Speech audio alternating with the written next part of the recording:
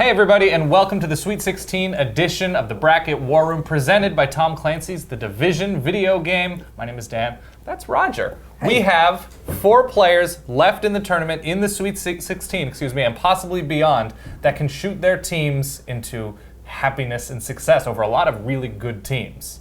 Sharpshooters. Sharpshooters. When it gets to March, that's what you need. I agree. All right, let's start with the South. Kris Jenkins of Villanova, of course, a Wildcat team that has shot more three-pointers in the regular season than any of the teams left in the tournament. So fair to say that they enjoy shooting from deep. And Kris Jenkins, among a number of players, a number of high-volume shooters on the Wildcats, is the most efficient and the most dangerous, comes into the tournament. If you look at Villanova's games, including the Seton Hall loss in the Big East tournament, he is the best. He's shooting about 45%, and they're certainly going to need that with who they have moving forward.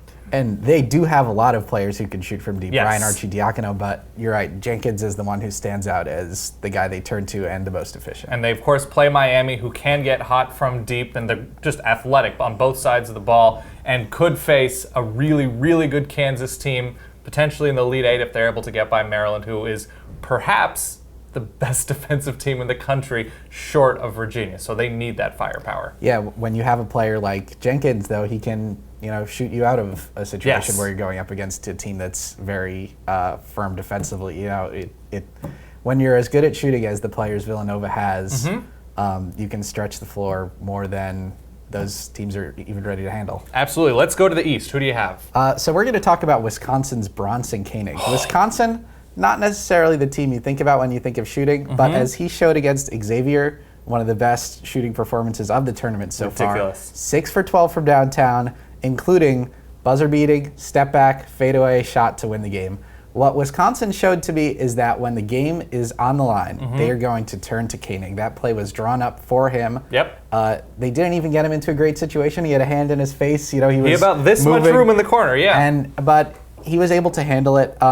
Like I said, they don't shoot a lot. They were 13th out of 14 in the Big Ten in terms of three-pointers attempted. They're below 300th in the country in terms of 3 points attempted ratio to field goals. Right, and they have a tough Notre Dame team as well. Yeah, that guards the arc well. Yes. But when they do look to shoot from deep, it is Koenig, and he can hit those shots. He showed that against Xavier. He came in a little bit cold. 40% shooter, 39.6 from deep on the year. And he's the guy they're going to turn to. Notre Dame has gotten into a lot of close games. They took Duke to overtime in the ACC tournament. They just won a game on a crazy wild tip-in against Stephen F. Austin. Yep. And in those situations, Wisconsin will look to Koenig. Yes, absolutely, and they have real danger if they're able to get by Notre Dame, because that's where the Indiana-North Carolina matchup is, North Carolina is a great defensive team. Indiana can fill it up as well as anybody else, so certainly they're going to need Bronson Koenig, even though they don't shoot a lot, if they're going to play against either of those teams. I think that North Carolina-Indiana game might be the best of the 8 Sweet 16 matchups. That's the one I'm most excited to watch. Let's move on to, let's call him the most likable, universally likable player Everybody left loves in the tournament.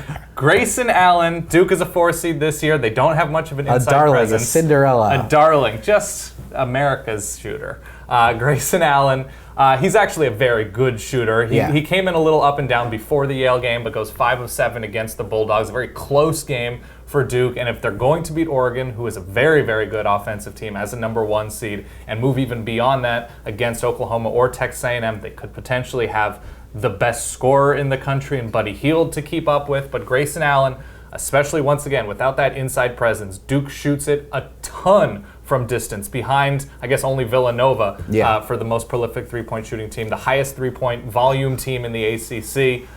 They're going to need Grayson Allen. They basically will go as he goes from deep. What stood out to me about Allen in that Yale game was Yale was defending pretty decently, and Allen just kept hitting from further and further away, and they had a huge, 20-point lead in the first half because he was just drilling from deeper and deeper whenever he got the ball. Let's finish this out with the Midwest. Who do you have? We're going to talk about Kyle Wiltshire. We've got that kind of the double-digit matchup between Syracuse and Gonzaga. So one of those teams that wasn't even in the top 8 of their region will be in the Elite 8. Wilcher's an interesting player. You might remember him from when he was on the Kentucky team that won the national championship in 2013. Back then, he was kind of just a shooter. Right. All he did was stand behind the arc while, all their hyper-talented players scored inside. Right. Now, he's 6'10". They use him to score inside arguably more. Right. But at this point in the year, he has gotten incredibly hot. He's shooting over 60% from downtown in March. Unbelievable. Which is a crazy thing for a 6'10" guy to be Yes. doing. And Syracuse is a team that obviously runs the 2-3 zone, always have under Jim Boeheim, and that's what's gotten them through the first 2 rounds. But when you've got a guy who can shoot, it can ruin a 2-3 zone like that. And if you can move it around the perimeter, there will be open looks. Those zones are designed to keep you from getting inside. Right. And with Wilcher and Domantas Sabonis, they're a team that plays inside. Right. And Wilcher can shoot them out of that. Yes, he can, very much so. And they will have Virginia or Iowa State, which are 2 very different teams. Iowa State dominating on the offensive side of the ball, and Virginia is very slow. And if you're going to beat Virginia, if Gonzaga gets by Syracuse, to beat Virginia, you have to be efficient. You have to take advantage of your opportunities, few as they may be. So Wilcher looks unbelievable. He's definitely the player that stands out to me out of that region as someone who could just randomly take over a game from deep. Absolutely. All right, so those are our 4 sharpshooters from each region. This has been Bracket War Room, presented by Tom Clancy's The Division video game. Thanks for watching. Enjoy the basketball. Hey, Internet friends. Thanks for watching Bracket War Room, presented by Tom Clancy's The Division video game. You know what? While I've got you here, why don't you check out Heroes of March, also presented by Tom Clancy's The Division video game. Do it. Click right here, or you can click right there. Ooh, what about this one? I think you're going to like those. Click them. Do it.